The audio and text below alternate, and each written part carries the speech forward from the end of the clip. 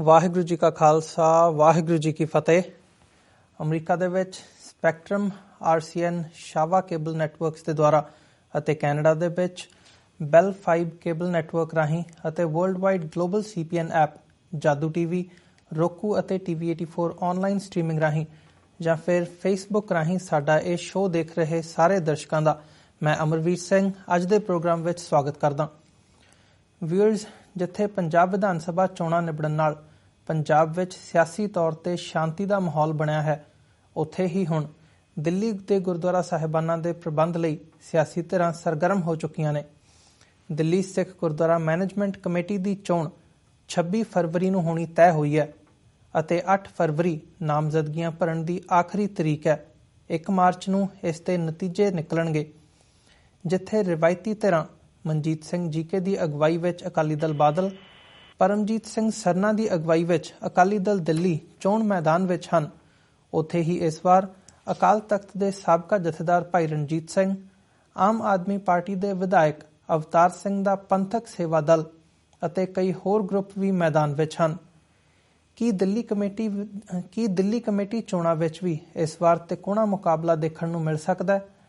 ਡੇਰਾ ਸਿਰਸਾ ਨਾਲ ਅਕਾਲੀ ਦਲ ਵੱਲੋਂ ਪਾਈ ਗਈ ਸਾਂਝ ਅਤੇ ਗੁਰੂ ਗ੍ਰੰਥ ਸਾਹਿਬ ਜੀ ਦੀ ਹੋਈ ਬੇਅਦਬੀ, ਇਹ ਮੁੱਦੇ ਇਹਨਾਂ ਚੋਣਾਂ ਨੂੰ ਕਿਵੇਂ ਪ੍ਰਭਾਵਿਤ ਕਰਨਗੇ ਅਤੇ ਜ਼ਮੀਨ ਤੇ ਇਸ ਵਕਤ ਸਥਿਤੀ ਕੀ ਬਣੀ ਹੋਈ ਹੈ? ਇਸ ਸਾਰੇ ਘਟਨਾਕ੍ਰਮ ਪ੍ਰਤੀ ਅੱਜ ਅਸੀਂ ਦਿੱਲੀ ਤੋਂ ਉੱਘੇ ਪੱਤਰਕਾਰ ਸਰਦਾਰ ਗੁਰਚਰਨ ਸਿੰਘ ਬੱਬਰ ਨਾਲ ਗੱਲਬਾਤ ਕਰਾਂਗੇ। ਆਓ ਅੱਜ ਦੀ ਵਿਚਾਰ ਚਰਚਾ ਦੀ ਸ਼ੁਰੂਆਤ ਕਰਦੇ ਹਾਂ। ਹਾਂਜੀ ਬੱਬਰ ਸਾਹਿਬ, ਵਾਹਿਗੁਰੂ ਜੀ ਕਾ ਖਾਲਸਾ ਵਾਹਿਗੁਰੂ ਜੀ ਕੀ ਫਤਿਹ। ਵਾਹਿਗੁਰੂ ਜੀ ਕੀ ਫਤਿਹ। ਬੱਬਰ ਸਾਹਿਬ, ਤੁਹਾਡਾ ਸਵਾਗਤ ਹੈ ਜੀ ਅੱਜ ਦੇ ਪ੍ਰੋਗਰਾਮ ਦੇ ਵਿੱਚ। ਬਹੁਤ ਮਿਹਰਬਾਨੀ ਸਰ।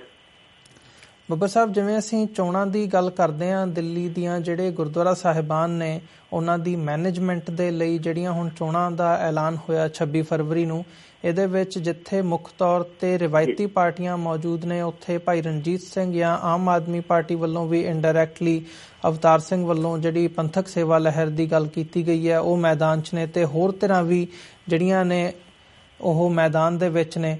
ਸੋ ਇਸ ਸਾਰੇ ਘਟਨਾਕ੍ਰਮ ਨੂੰ ਤੁਸੀਂ ਕਿਵੇਂ ਐਨਾਲਾਈਜ਼ ਕਰਦੇ ਹੋ? ਤੁਸੀਂ ਗਰਾਊਂਡ ਦੇ ਉੱਪਰ ਬੈਠੇ ਹੋ, ਉੱਥੇ ਲੋਕਾਂ ਦਾ ਕੀ ਰੁਝਾਨ ਹੈਗਾ?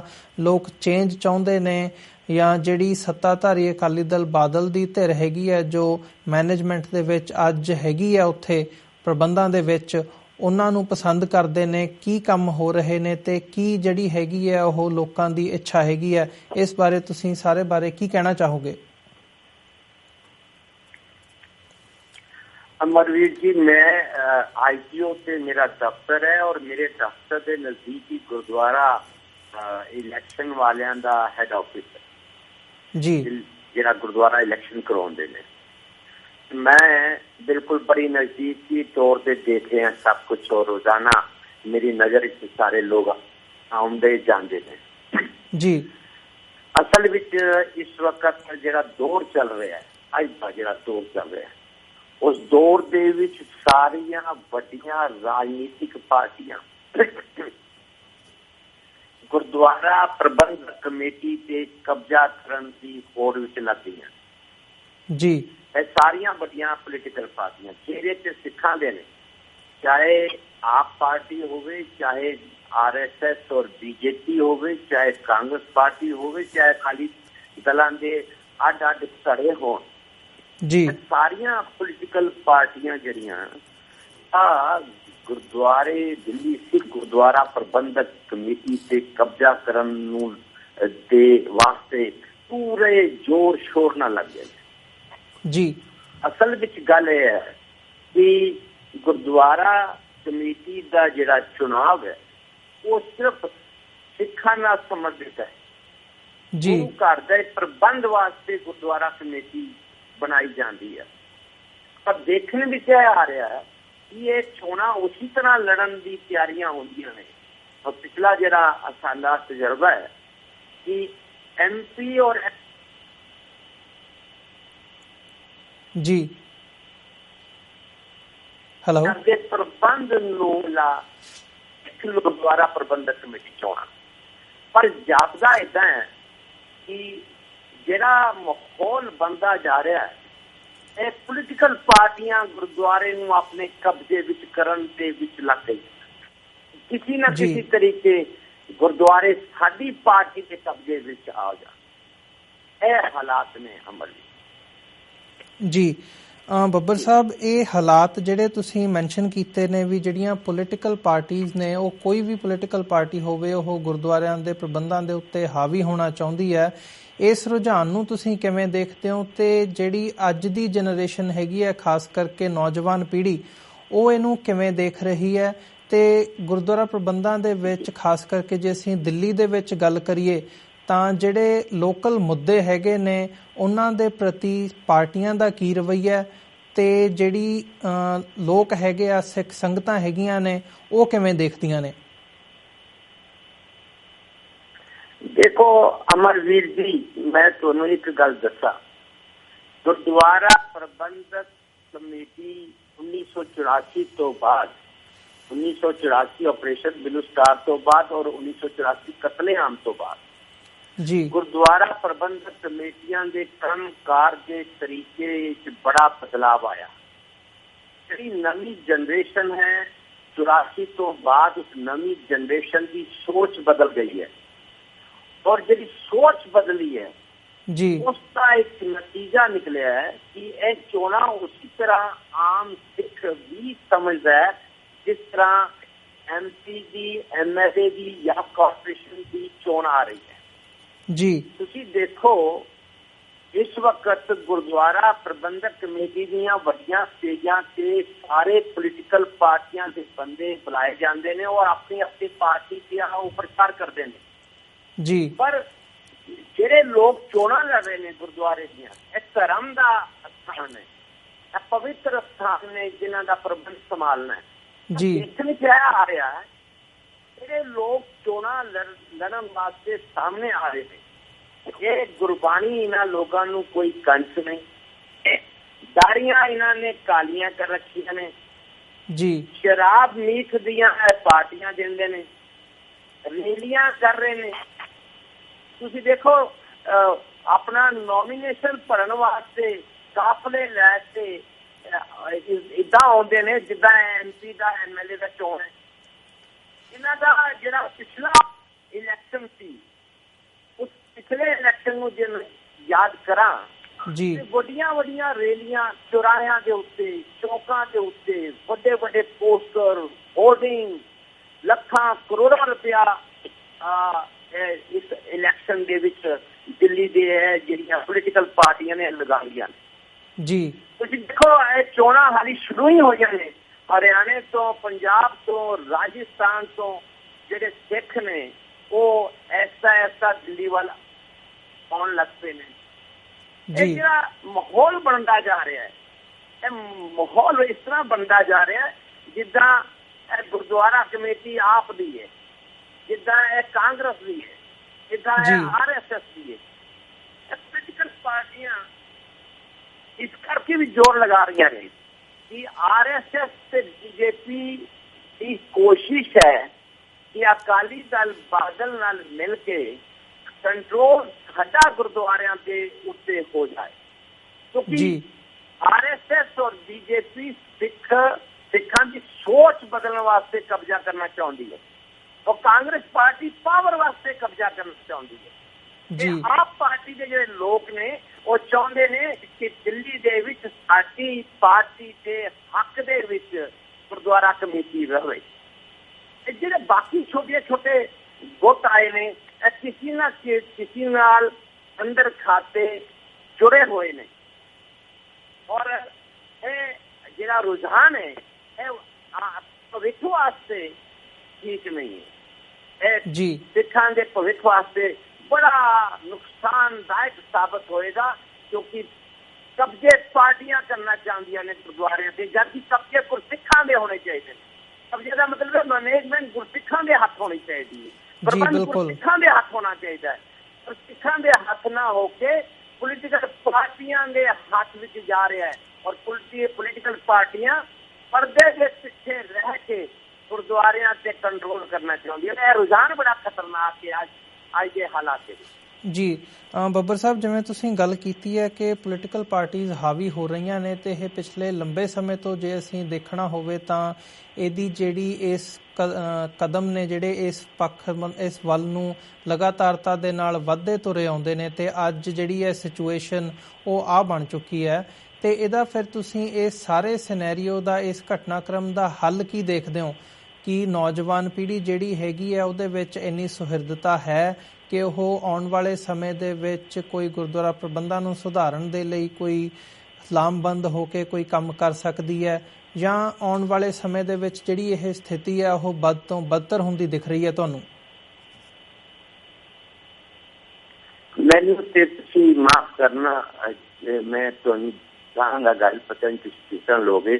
ਮੈਨੂੰ ਤੇ ਹਾਲਾਤ ਜਿਹੜੇ ਨੇ ਗੁਰਦੁਆਰਿਆਂ ਦੇ ਜਿਹੜੇ ਨੇ ਉਹ ਬਹੁਤ ਚੰਗੇ ਇਸ ਕਰਕੇ ਨਹੀਂ ਲੱਗ ਰਹੇ, ਕਿਉਂਕਿ ਤੁਸੀਂ ਦੇਖੋ ਦਿੱਲੀ ਦੇ ਸਿੱਖਾਂ ਦੀ ਔਰ ਪੰਜਾਬ ਦੇ ਸਿੱਖਾਂ ਦੀ ਸੋਚ ਵਿੱਚ ਬੜਾ ਫਰਕ ਆ ਗਿਆ ਜੀ। ਮੈਂ ਤੁਹਾਨੂੰ ਇਸਦਾ ਇੱਕ ਐਗਜ਼ਾਮਪਲ ਦੇਣਾ। ਮੈਂ ਅੱਜ 2 ਦਿਨ ਪਹਿਲੇ ਇੱਕ ਭੋਗ ਵਿੱਚ ਗਿਆ, ਕੋਈ ਡੈਥ ਹੋ ਗਈ ਸੀ ਗੁਰਦੁਆਰੇ, ਅੰਤਿਮ ਅਰਦਾਸ ਵਾਸਤੇ ਮੈਂ ਗਿਆ ਤੇ ਅੱਧੇ ਗੁਰਦੁਆਰੇ ਦੇ ਵਿੱਚ ਕੁਰਸੀਆਂ ਲੱਗੀਆਂ ਹੋਈਆਂ ਸੀ ਜੀ।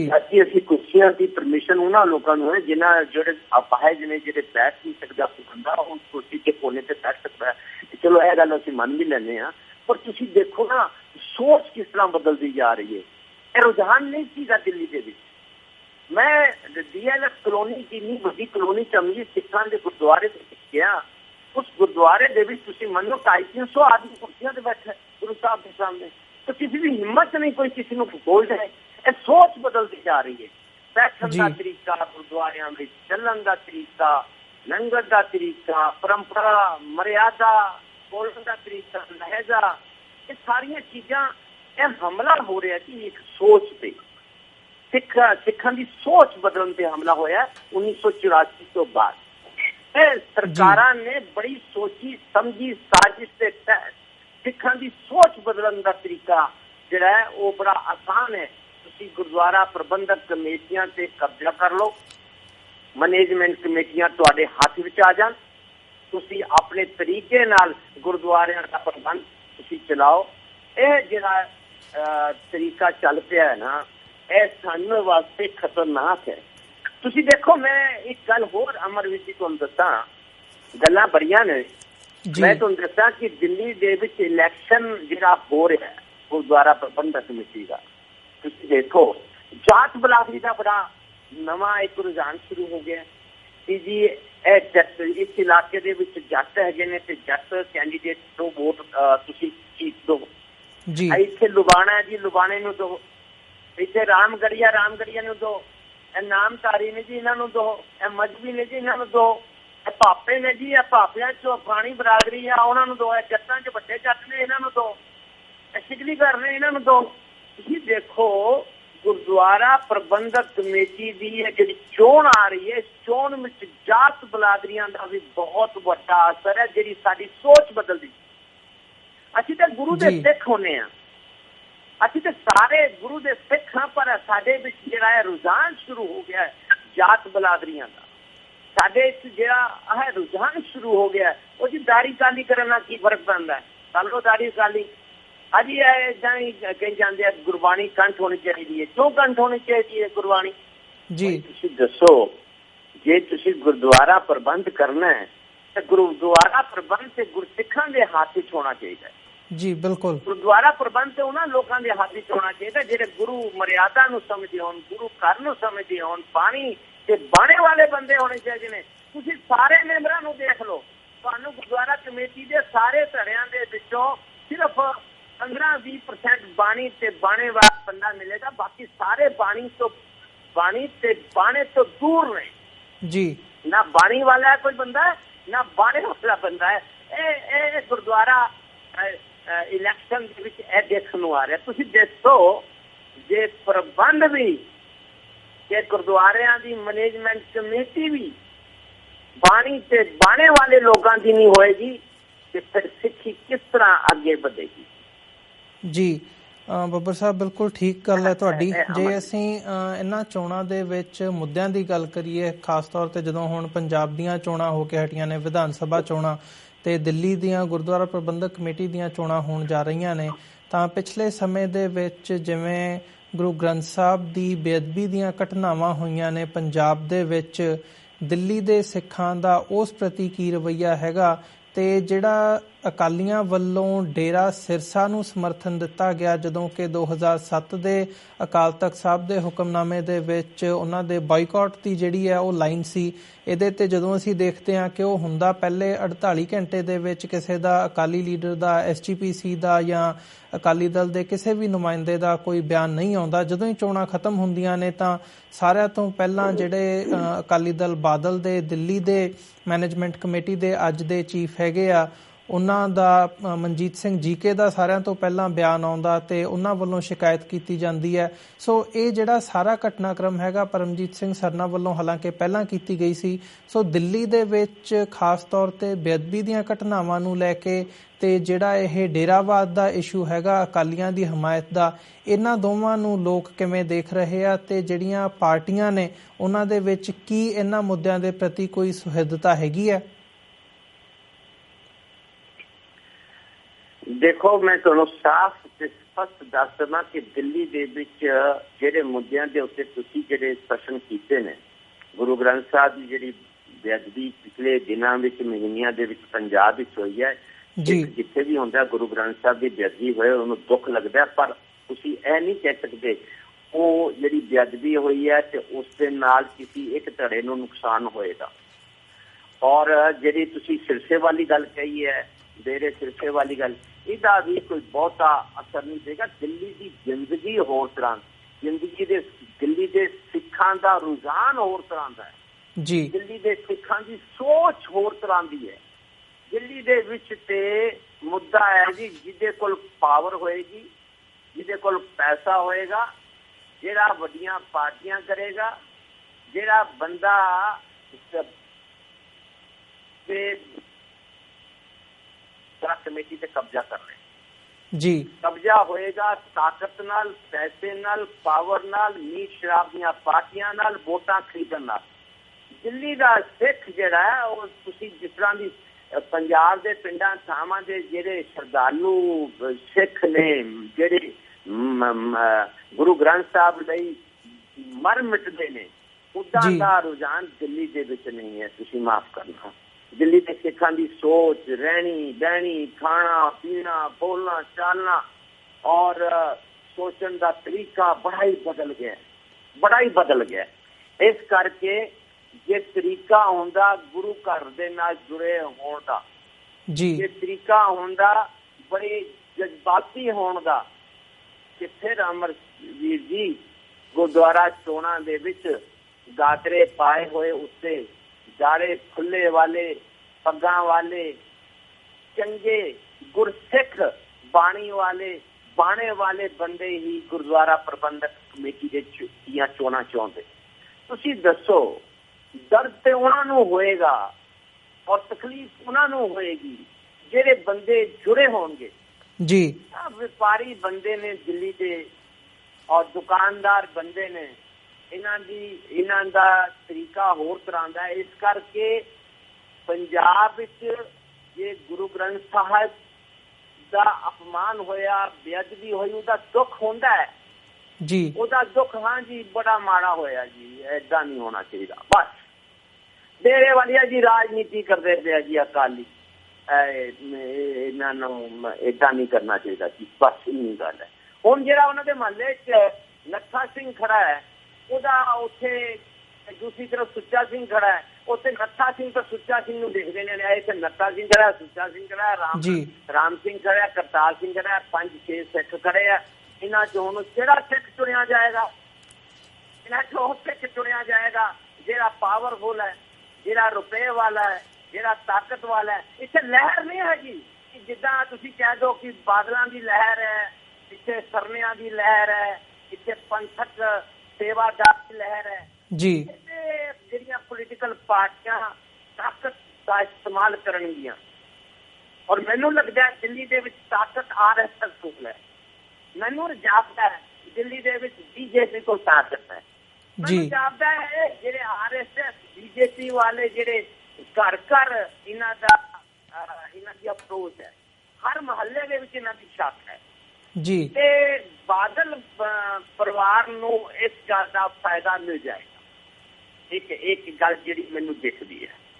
ਦੂਸਰਾ ਮੈਨੂੰ ਦਿਖਦਾ ਹੈ ਕਿ ਫਾਇਦਾ ਇਸ ਕਰਕੇ ਵੀ ਮਿਲੇਗਾ ਕਿ ਪਾਵਰ ਵੀ ਹੈਗੀ ਹੈ, ਪੈਸਾ ਵੀ ਹੈਗਾ, ਤੇ ਬੰਦੇ ਵੀ ਜਿਹੜੇ ਨੇ ਪੋਲੀਟੀਕਲ ਨੇ ਸਾਰੇ ਜੀ।